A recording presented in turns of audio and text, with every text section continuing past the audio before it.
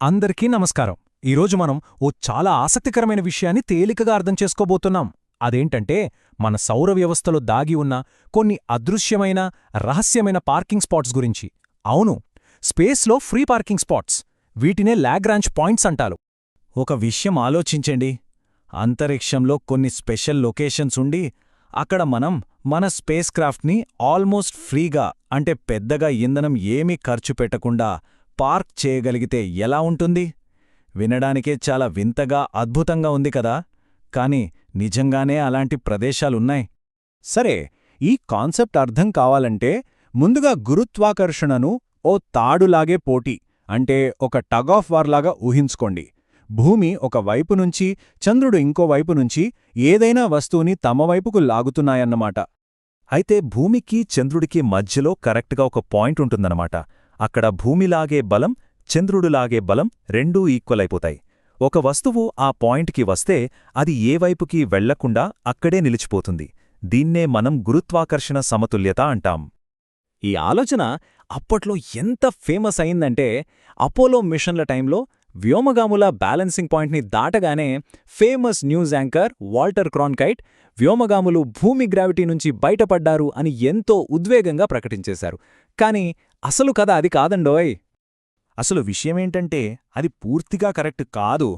చంద్రుడు కూడా భూమి చుట్టూ తిరుగుతున్నాడు కాబట్టి వ్యోమగాములు ఎప్పుడూ భూమి గురుత్వాకర్షణ ప్రభావంలోనే ఉంటారు. వాళ్ళు భూమి గ్రావిటీ నుంచి పూర్తిగా బయట పడలేదు. జస్ట్ ఆ పాయింట్ దాటాక చంద్రుడు గ్రావిటీ ప్రభావం కొంచెం ఎక్కువగా ఫీలయ్యారంతే. సరే, మరి ఈ బ్యాలెన్సింగ్ పాయింట్స్ అన్నీ ఒకేలా ఉంటాయనుకుంటున్నారా? అస్సలు కాదు. ఇక్కడే ఉంది అస్సలైన ట్విస్ట్. రెండు రకాల సమతుల్యతలు ఉంటాయి. వాటి గురించి అర్థం చేసుకుంటేనే ఈ విశ్వ పార్కింగ్ స్థలాల సీక్రెట్ మనకు పూర్తిగా తెలుస్తుంది. ఇప్పుడు చూడండి, మొదటిది అస్థిర సమతుల్యత, అన్స్టేబుల్ అన్నమాట. ఇది అచ్చం ఒక కొండమీద బ్యాలెన్స్ చేసి పెట్టిన గోళీలాంటిది. చిన్నగా టచ్ చేసినా చాలు అది దొర్లుకుంటూ ఎటో వెళ్ళిపోతుంది. ఇక రెండోది స్థిర సమతుల్యత, అంటే స్టేబుల్. ఇది ఒక లోయ అడుగున ఉన్న గోళీలాంటిది. దాన్ని మనం ఎంత కదిపినా మళ్లీ తిరిగి వచ్చి మధ్యలోనే ఆగుతుంది. మనం ఇందాక మాట్లాడుకున్నాం కదా, భూమికి చంద్రుడికి మధ్య ఉన్న ఆ బ్యాలెన్సింగ్ పాయింట్, అది అచ్చం ఆ కొండమీద పెట్టిన గోళీలాంటిదన్నమాట. అన్స్టేబుల్, చాలా అస్థిరమైన ప్రదేశం అది.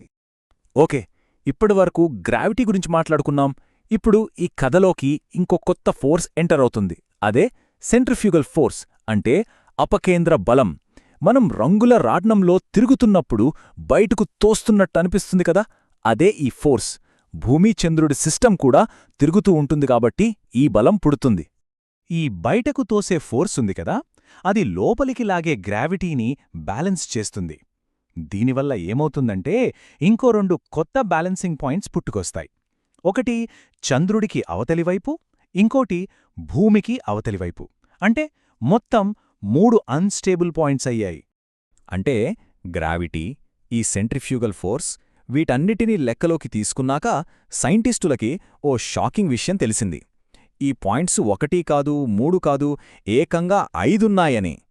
ఏ రెండు పెద్ద వస్తువుల సిస్టంలోనైనా సరే ఇలాంటి 5 పాయింట్లు ఉంటాయన్నమాట. ఈ 5 పాయింట్ల గురించి మొట్టమొదట లెక్కలు కట్టి చెప్పిన great mathematician Joseph Louis Lagrange. అందుకే ఆయన పేరు మీదే వీటిని లాగ్రాంజ్ పాయింట్స్ అంటారు.